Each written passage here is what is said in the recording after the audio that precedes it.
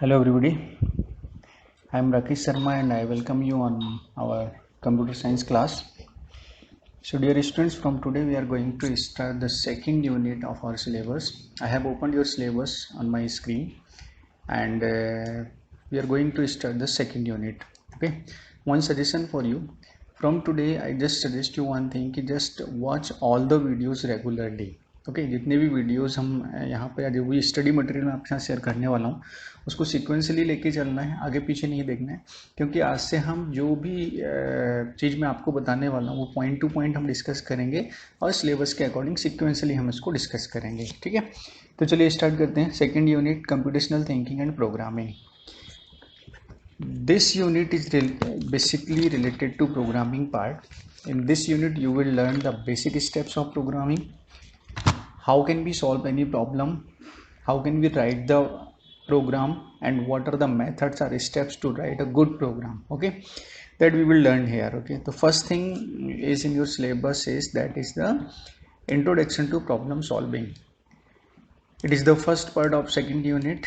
इसमें हमें डिस्कस करना है problem solving cycles, analysing a problem, designing algorithm, representation of algorithm using flow chart and writing the code. Okay, इस चीज़ को हमें डिस्कस करना है, तो आज हम इसमें से डिस्कस करने वाले हैं प्रॉब्लम सॉल्विंग टेक्निक्स. ओके, चलिए स्टार्ट करते हैं प्रॉब्लम सॉल्विंग टेक्निक.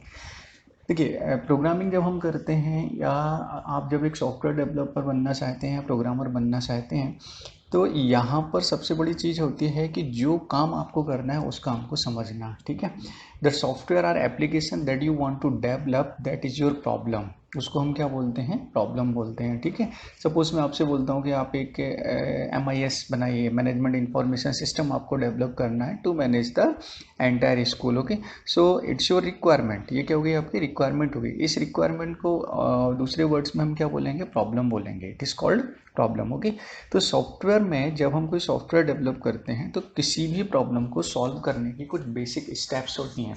ऐसा कभी भी नहीं होता है कि आपने सोचा कि हमें स्कूल का सॉफ्टवेयर बनाना है, कॉलेज का सॉफ्टवेयर बनाना है या कोई गेम बनाना है और डायरेक्टली आपने सोचा और and you start writing the code. That approach is 100% wrong. उसको हमेशा गलत ही बोला जाता है. सर राइट स्टेप्स क्या है वो चीज़ हम डिस्कस करने वाले हैं, उसी को बोला जाता है प्रॉब्लम सॉल्विंग साइकिल. ठीक है, तो इसको हम एक PPT के थ्रू समझते हैं. मैंने आपके लिए एक पावर पॉइंट बनाया है, उसको मैं एक्सप्लेन करता हूँ. देखिए, let me open it. Software industries में, okay 1 minute, this one problem solving technique is known as HDLC, software development life cycle. जो आपके सिलेबस में लिखा हुआ है प्रॉब्लम सॉल्विंग साइकिल, उसी को सॉफ्टवेयर इंडस्ट्रीज में उसी का दूसरा नाम है, हम बोलते हैं उसको software development life cycle, HDLC बोला जाता है उसके लिए. ठीक है, तो सॉफ्टवेयर डेवलपमेंट लाइफ साइकिल है क्या. सॉफ्टवेयर डेवलपमेंट लाइफ साइकिल एक ऐसी प्रोसेस है जिसमें हम एक ऐसा सॉफ्टवेयर डेवलप करते हैं जो कि हाई क्वालिटी सॉफ्टवेयर होता है, जो कि यूजर के अकॉर्डिंग होता है. ठीक है ना. HDLC में software development life cycle is a process used by software industry to design और develop and test high quality software. मतलब डायरेक्टली हम कोडिंग कभी भी नहीं करते. मैं बार बार आपसे बोल रहा हूँ, जब भी आपको कोई प्रोग्राम बनाना है, कोई कोड लिखना है, कोई सॉफ्टवेयर बनाना है, तो सबसे पहली स्टेप होती है HDLC. उसको बोला जाता है problem solving technique, problem solving cycle. ठीक है, तो उसी को हम बोलते हैं यहाँ पे HDLC हम डिस्कस कर रहे हैं. तो HDLC में जनरली दो चीज़ होती हैं. HDLC life cycle, software development life cycle, एक ऐसी प्रोसेस होती है जो कि सॉफ्टवेयर इंडस्ट्रीज के द्वारा यूज़ की जाती है और उनका पर्पस होता है एक ऐसा सॉफ्टवेयर बनाना जो कि हाई क्वालिटी सॉफ्टवेयर हो, जो कि यूजर की सारी रिक्वायरमेंट के अकॉर्डिंग हो. क्या लिखा है, that meets or exceeds customer expectation. Customer आपसे जो चाहता है उस चीज़ के अकॉर्डिंग आप सॉफ्टवेयर डेवलप कर सकें, उस चीज़ को हम यहाँ पर इम्प्लीमेंट करते हैं. एंड ये दो चीज़ें इसमें इंपॉर्टेंट होती हैं. एक होता है टाइम और दूसरा होता है कॉस्ट. देखिए, जब हम कोई सॉफ्टवेयर डेवलप करते हैं, कस्टमर आपसे बोलता है भैया इतने टाइम में मुझे चाहिए, आई हैव दिस टाइम, और दिस टाइम में आपको ये चीज़ कंप्लीट करना है और इतना कॉस्ट मेरे पास है, इस कॉस्ट में मैं उसको कंप्लीट कर सकता हूँ. या आप उसको रिक्वायरमेंट लेने के बाद में कस्टमर को बोलते हैं भाई ये जो सॉफ्टवेयर है, इस सॉफ्टवेयर में इतना टाइम लगेगा और इतना कॉस्ट लगेगा. ठीक है, तो दो चीज़ें यहाँ पर बहुत इंपॉर्टेंट होती हैं किसी भी सॉफ्टवेयर डेवलपमेंट में. First one is the timing and second one is the cost of your product, cost of your software. ठीक है, so I hope you understood the definition of HDLC. Clear. SDLC एक ऐसी process होती है जिसका use software industries में किसी भी सॉफ्टवेयर को डेवलप करने के लिए किया जाता है, ठीक है। अब SDLC में कुछ स्टेप्स होती हैं जो मैं आपको समझाने वाला हूँ। प्रॉब्लम सॉल्विंग स्टेप्स से उनको SDLC लाइफ साइकिल स्टेप्स बोला जाता है। सबसे पहले होती है इसमें प्रॉब्लम को डिफाइन करना, ठीक है। Collect the information. आपसे बोला गया कि स्कूल का सॉफ्टवेयर आपको बनाना है, तो स्कूल का सॉफ्टवेयर बनाने के लिए सबसे पहले आप समझेंगे कि उस स्कूल के अंदर होता क्या है, उसकी प्रोसेस क्या है, ठीक है। किस तरीके से वो डेटा को मैनेज करते हैं, किस तरीके से वो स्टूडेंट्स का डेटा स्टोर करते हैं, किस तरीके से टीचर का डेटा स्टोर करते हैं, ठीक है। इन सारी चीज़ों को समझना। यहाँ पर मैं एक पॉइंट बोलना चाहूँगा कि जब हम किसी मैनुअल सिस्टम को कंप्यूटराइज्ड करना चाहते हैं तो उसके लिए मैनुअल सिस्टम को समझना बहुत ज़्यादा ज़रूरी होता है, ठीक है। You have to develop the software for your school. It means manually school जिस तरीके से डेटा मैनेज करता है आपको सबसे पहले उसको समझना पड़ेगा, ठीक है। जब हम उसको समझ जाएंगे then easily you can implement, you can convert that manual system into computerised system, okay. So that is called problem definition. Collect the information from the customer. जो कस्टमर आपसे सॉफ्टवेयर डेवलप करवाना चाहता है उससे इंफॉर्मेशन को collect करना, ठीक है, उसको बोला जाता है प्रॉब्लम को डिफाइन करना। सेकेंड होता है analyse the problem. This part is very very important. You have once you have collected the data information from the customer then you have to analyse this. Analyse में जैसे दो चीज़ मैंने आपको बताई थी, टाइम एंड कॉस्ट, ठीक है। तो एनालाइज में जनरली हम करते क्या है, जो प्रॉब्लम हमने लिए, जो डेटा हमने इकट्ठा किया है उसको कस्टमर की रिक्वायरमेंट के अकॉर्डिंग अरेंज करना। क्लियर कि भाई इसमें कस्टमर इनपुट किस तरीके से चाहता है, आउटपुट किस तरीके से चाहता है, किस तरीके से डेटा को मैनेज करना चाहता है, किस तरीके से डेटा को स्टोर करना चाहता है, ठीक है ना। ये चीज़ें हम एनालाइज पार्ट में कंप्लीट करते हैं और उसके बाद में इसी एनालिसिस का दूसरा पार्ट होता है जो आपने एनालाइज किया है, जो डेटा आपने समझा है, इनपुट आउटपुट आपने समझा है, डेटा को स्टोर करने की प्रोसेस आपने फाइनल किया, समझी है, उसमें टाइम कितना लगेगा प्लस उसमें कॉस्ट कितना लगेगा, ठीक है ना। इन दोनों चीज़ों को हम, तीन चीज़ों को सॉरी यहाँ पर हम सॉल्व करते हैं। डेटा को अरेंज करना, डेटा को स्टोर करने के किस तरीके से करेंगे वो समझना, इनपुट क्या होगा आउटपुट क्या होगा इस चीज़ को समझना, मतलब कंप्लीट प्रोसेस को समझना, प्लस इसमें टाइमिंग को कैलकुलेट करना और कॉस्ट को कैलकुलेट करना। These three are the part of analysis. ये तीन चीज़ें हम एनालिसिस वाले पार्ट में कंप्लीट करते हैं, ठीक है। अगला जो होता है that is called program designing. Program designing basically it is known as logical implementation. Logical implementation का मतलब हुआ डायरेक्टली हम कभी भी फिजिकल इंप्लीमेंटेशन नहीं करते हैं। देखिए दो चीज़ होती है, एक लॉजिकली इंप्लीमेंट करना, एक फिजिकली इंप्लीमेंट करना। लॉजिकली इंप्लीमेंट करने का मतलब हुआ, जैसे हम एक एग्जांपल लेते हैं, सपोज आपको कहीं घूमने के लिए जाना है, आपको पिकनिक पर जाना है, ठीक है। तो आपने प्लान बनाया, ठीक है, you are planning to go on picnic कि भाई हमें इस डेट में जाना है, इतने मेंबर्स हमारे साथ जाएंगे, ठीक है ना, हमारा रूट ये रहेगा। तो you are planning for that. तो planning for that mean it is the logical implementation. It is called logical implement, it is not physical implementation. Physical कब होगा, जब आप उस चीज़ को करने लगेंगे, ठीक है ना। तो that is called physical implementation. आ रहा है, समझ में नहीं आ रहा है आपके लिए, ठीक है। मतलब अभी हम काम करने से पहले you are planning for that. तो when we are planning for anything, when we are designing the process of any work, clear, then it is called the logical implementation, clear. तो जो सॉफ्टवेयर आपको बनाना है उस सॉफ्टवेयर को develop करने से पहले, अपना कोड लिखने से पहले आप सारी स्टेप्स तैयार कर लेते हैं, सब कुछ तैयार कर लेते हैं कि इनपुट स्क्रीन्स क्या होंगी, आउटपुट स्क्रीन्स क्या होंगी, डिज़ाइनिंग कैसा रहेगा, कलर कॉम्बिनेशन क्या रहेगा, कितने इवेंट्स रहेंगे, एवरीथिंग। यहाँ पर हम एक डॉक्यूमेंटेशन तैयार करते हैं। ध्यान रखना आप, यहाँ पर सॉफ्टवेयर डेवलपमेंट लाइफ साइकिल में हर स्टेप पर डॉक्यूमेंटेशन होता है, ठीक है ना। ये तीन जो स्टेप्स मैं आपने अभी तक आपको बताई है, problem definition, analyze the program and third one is the program design. इन तीनों का जो डॉक्यूमेंटेशन होता है that is called the basic documentation. यहाँ पर हम बेसिक डॉक्यूमेंटेशन करते हैं और ये आपका रिक्वायरमेंट बेस्ड डॉक्यूमेंटेशन होता है और यहाँ पर आपका प्रोग्रामिंग से रिलेटेड डॉक्यूमेंटेशन तैयार होने लगता है, ठीक है ना। क्लियर। डॉक्यूमेंटेशन आपने पूरा लॉजिकल इंप्लीमेंटेशन तैयार कर लिया, समझ में आया ना आपके लिए कि लॉजिकली हम उस चीज़ को डिज़ाइन कर रहे हैं कि हम इस काम को करेंगे कैसे, ठीक है। नेक्स्ट होता है आपका कोडिंग वाला part. Coding is known as the physical implementation.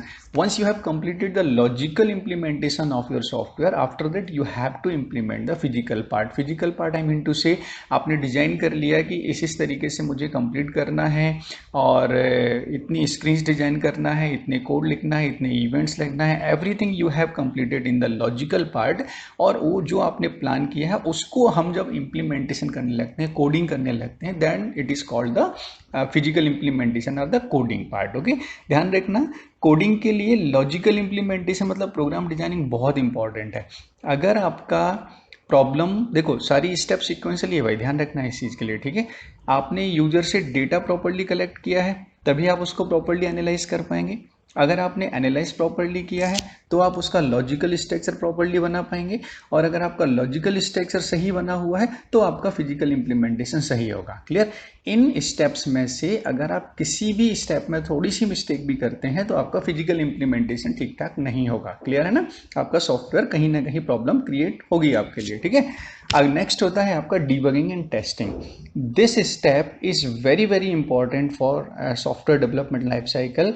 What is the meaning of debugging and testing? Debugging का मतलब होता है when you have completed physical implementation of software, then you have to test it. आपको क्या करना है? Test करना है।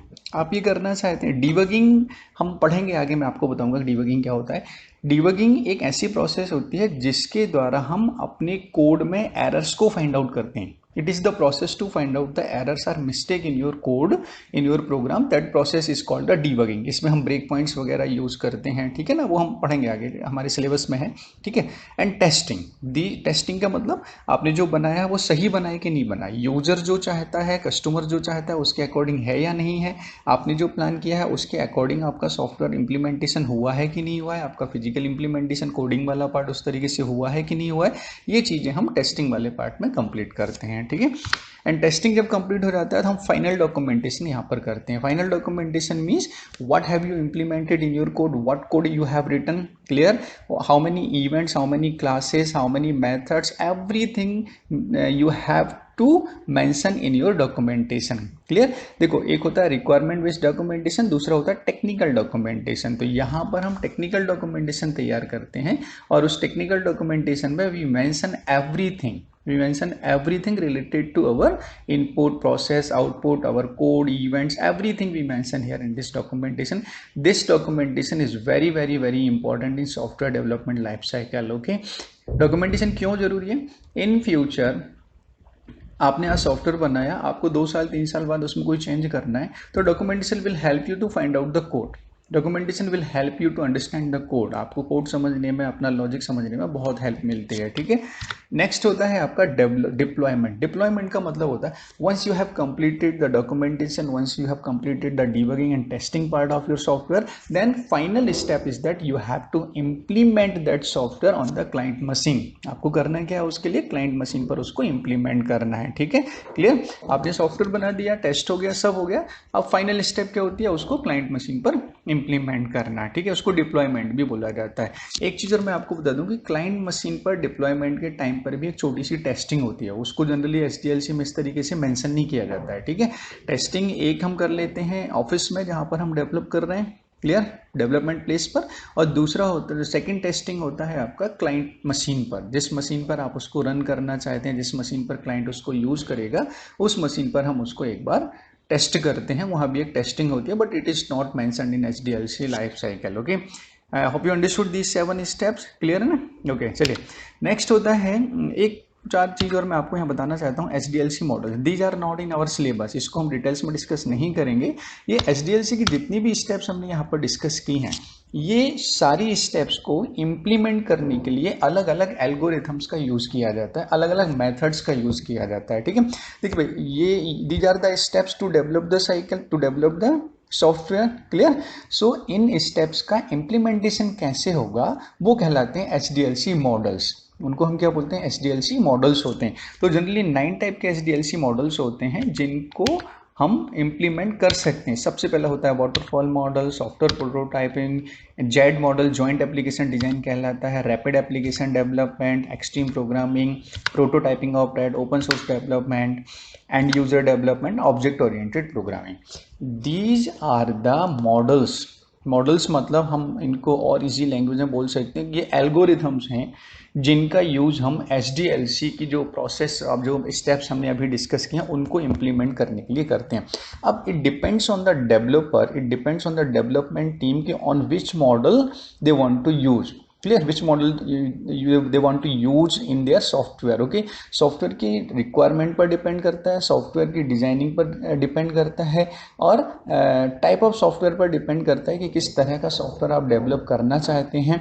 उस हिसाब से HDLC की जो स्टेप्स हैं, जो साइकिल है, उसको हम किस मॉडल में प्रॉपरली इम्प्लीमेंट कर सकते हैं वो आपकी सॉफ्टवेयर डेवलपमेंट टीम पर डिपेंड करता है, वो उसको सेलेक्ट करते हैं। जनरली जो यूज़ किया जाता है वो रैड मॉडल किया जाता है, रैपिड एप्लीकेशन डेवलपमेंट मॉडल जो है वो बहुत ज़्यादा यूज होता है। ऑब्जेक्ट ओरिएंटेड मॉडल सुना ही है आपने लिए, ये तो बहुत ज़्यादा है, जितनी भी प्रोग्रामिंग लैंग्वेज होती हैं उनमें ऑब्जेक्ट ओरिएंटेड अप्रोच को तो इम्प्लीमेंट करते ही करते हैं, ठीक है।